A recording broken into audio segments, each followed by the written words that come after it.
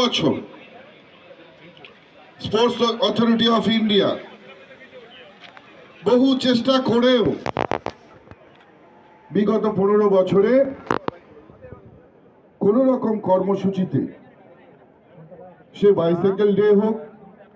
কিংবা যোগা ডে হোক, fit India movement হোক কিংবা খেলো ইন্ডিয়া মুভমেন্ট, কোনো ক্ষেত্রেই গত 15 বছরে খেলাধুলোর ক্ষেত্রে বিগত সরকারের কাছ থেকে কোনো সহযোগিতা পায়নি। কিন্তু আজকে সেই কালো অধ্যায় সরে গেছে,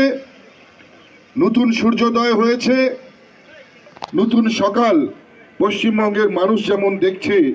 ঠিক একইভাবে যারা ক্রীড়াপ্রেমী, যারা স্পোর্টস লাভার, যারা বিভিন্ন সময়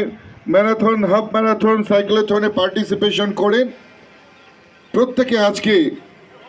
এই স্বাধীন আকাশে মুক্তভাবে শ্বাস নিতে পারছেন। সেই কালো অধ্যায় পশ্চিমবঙ্গ থেকে সরে গেছে। তাই বলছি, 15 বছর পর আজকে এমন একটি ঐতিহাসিক দিন যখন স্পোর্টস অথরিটি অফ ইন্ডিয়া সাই এবং পশ্চিমবঙ্গ সরকারের ক্রীড়া মন্ত্রণালয় মিলে শুধু কলকাতায় নয়, সারা পশ্চিমবঙ্গের প্রত্যেকটি জেলায় জেলায়, প্রত্যেকটি সাব ডিভিশনে, প্রত্যেকটি ব্লকে ব্লকে এই সাইক্লোথন হচ্ছে এবং 1 লক্ষের বেশি পার্টিসিপেশন, 1 লক্ষের বেশি সাধারণ মানুষ, যুব আমাদের সঙ্গে যুক্ত হয়েছে। আমি নিশ্চিতভাবে বলবো আজকের দিনটা একটা ঐতিহাসিক দিন। মঞ্চে উপবিষ্ট রয়েছেন আমাদের সম্মানীয় পশ্চিমবঙ্গ সরকারের ক্যাবিনেট মন্ত্রী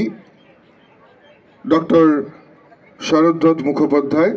যিনি একটু আগেই